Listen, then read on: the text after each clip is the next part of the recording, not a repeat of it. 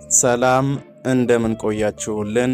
ክቡራንና ክቡራት የኬርታ ዓለም አቀፍ ድምፅ አድማጭ ተመልካቾቻችን፣ ይህ ትረካ በኬርታ ነው።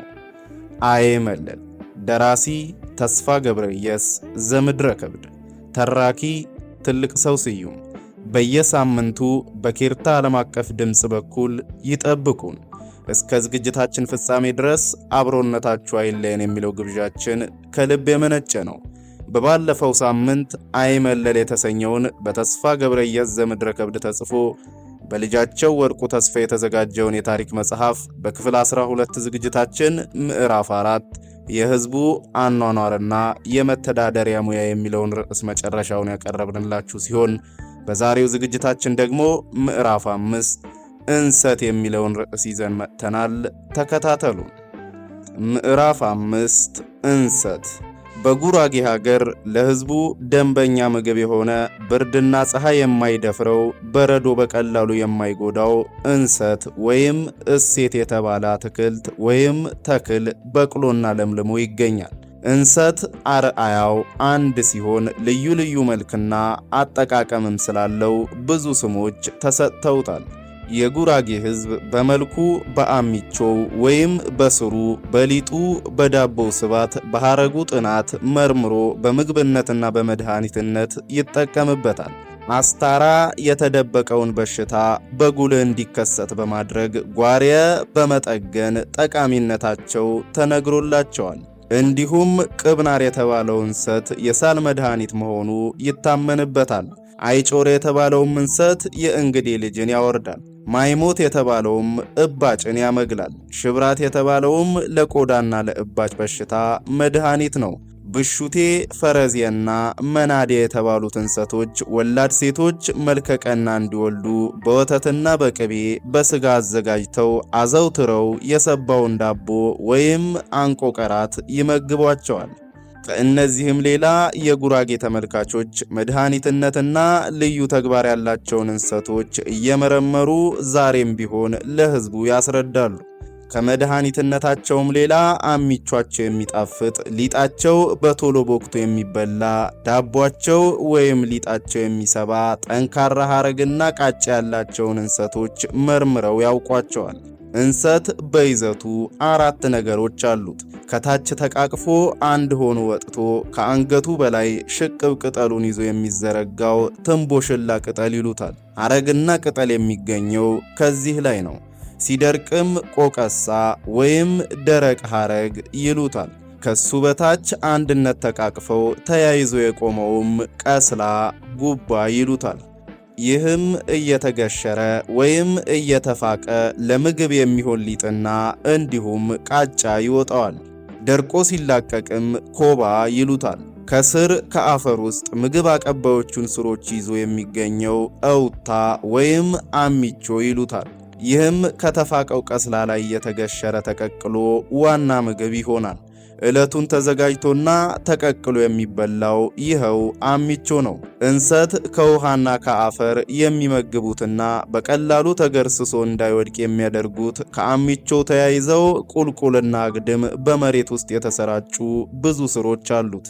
እንሰት በጉራጌ ሀገር እንደምን ተገኘ? ምግብነቱስ እንደምን ተለመደ? የአረባቡስ ወይም የመብዛቱስ ዘዴ እንደምን ታወቀ? ለተሰኙት ጥያቄዎች የሚነገር አፈ ታሪክ አለ። እንሰት በኢትዮጵያ ምስራቅና ሰሜን ብዙ ባይገኝም በደቡብና በምዕራቡ ክፍል ከብዙ ዓመታት ጀምሮ በልዩ ልዩ አጠቃቀም ሲያገለግል ቆይቷል። በሰሜንና በምስራቅ ሀገርም ቢሆን ምግብነቱ ባይለመድም ቅሉ አልፎ አልፎ በየሸለቆው እየበቀለ ቅጠሉ ለዳቦ መጋገሪያ፣ ሐረጉ ለማሰሪያ፣ ኮባው ለመሸፈኛ ሲያገለግል ቆይቷል። ጉናጉና፣ ኮባ፣ ወርቄ፣ እንሰት፣ እሴት፣ ቆጮ እየተባለ በልዩ ልዩ ስም ይታወቃል።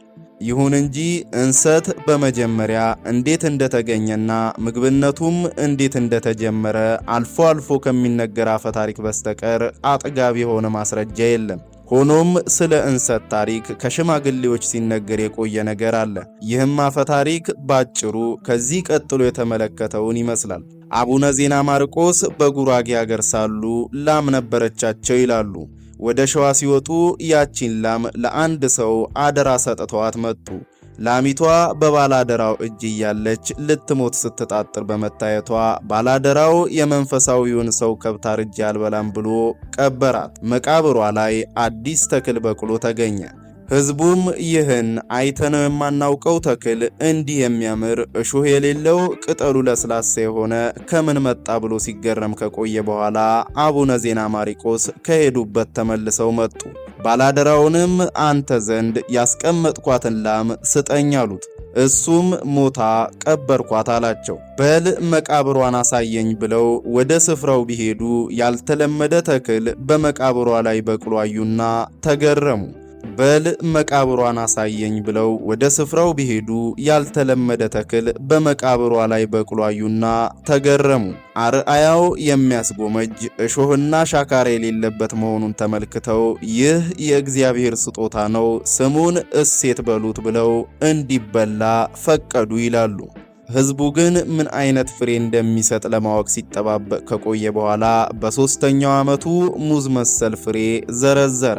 ይህንንም ለመብላት ቢሞክሩት የሙዝ ጣዕም ስላጡበት ፍሬውን ትተው የቀረውን አካሉን ማለት ቀስላውን ቢሞክሩት አሰራሩ አልገባቸው አለ። ሆኖም አሚቾውን ቀቅለው ቢበሉት ጣዕም አገኙበት።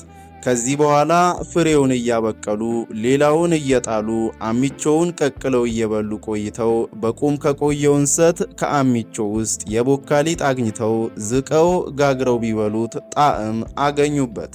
በዚሁ አርአያ አካሉ ሁሉ ቀስላው እየተገሸረ ወይም እየተፋቀ አሚቾው እየተገሸረ በዘዴ እየቦካ ብትክትክ ሲል ቢሞከር የሚጠቅም ምግብ ሆነ። አጥሚቱን ደግሞ መፋቂያው ቅጠል ላይ ረግቶ ተገኝቶ ተጋግሮ ቢሞከር ከፍ ያለ ምግብ ሆኖ ተለመደ ይላሉ። ከዚህ በኋላ ደንበኛ ምግብ ሆነ። ነገር ግን ጣዕሙ ለአፍ እንደ እህል ሆኖ አልተገኘም። ሆኖም ብዙ ሰዎች ከእህል አስበልጠው እየተመገቡት በሙሉ ጤንነት ይኖራሉ። ይህም በየጊዜው ተሻሽሎ በብርድ ወራት ተፍቆ በደንቡ ታሽቶ ሊጡ ተሰናድቶ በጉድጓድ ተከቶ ተከድኖ ድንጋይ ተረብርቦበት ብዙ ጊዜ ቢቆይም ሳይተላ ሳይነቅዝ ሳይደርቅ ቆይቶ ይበላል። ስለዚህም የጉራጌ ሕዝብ ከግራኝ እስከ አጼ ምኒልክ ዘመነ መንግስት ከችግር ደግፎ ስላቆየው ከእግዚአብሔር የተሰጠን ነው ይላል። ለችግርና ለፈተናም ጊዜ ይተማመንበታል። ወላዶች ሴቶችና ህመምተኞች የሰባውን ዳቦና አጥሚት ቢቀለቡ በቶሎ አገግመው ጉልበታቸውን ያጠናሉ። እንሰትን ተቀልቦ የሚኖር ሰው ሰውነቱ ባይሰባም ቅሉ ሕይወቱን የሚቃወም ትሎች አይፋፉበትም። ምግብነቱ ከወተት ጋር የተያያዘ ነው። የጉራጌ ሕዝብ ዋና ምግቡ እንሰትና ከወተት ከቅቤ ከስጋ ጋር ስለሆነ ከተግባሩ ሁሉ ከፍ አድርጎ የሚመለከተው ለእንሰቱና ለእንስሳዎቹ የሚያደርገውን እንክብካቤ ነው። ወጣቶች ጎጆ ለመውጣት ሲያስቡ አስቀድመው እንሰትና ጎመን፣ ድንች በየአይነቱ ተክለው እንደ ችሎታቸው ላም ገዝተው ያሰናዳሉ። የእንሰት ተክል ስራው ወይም ድድቁ የሚከናወነው በደረቁ ወቅት ነው። ጃርትና ፍልፈል አሚቾውን ይበላዋል። ውራ የተባለው ሳር ያበላሸዋል። እንሰት በበሽታም በቀላሉ ሊጠቃ ይችላል። ነገር ግን የጉራጌ ተመልካቾች በሽታ የማያጠቃውን የእንሰት አይነት መርምረው ያውቁታል።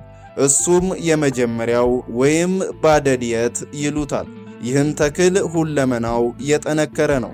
እንደሚታወቀው ሁሉ እንሰት የሚሰጠው ጥቅም እጅግ ብዙ ነው። ቃጫውና ሐረጉ ብልሃተኞች ሰዎች ባዋሉት ሁሉ የሚውል ነው።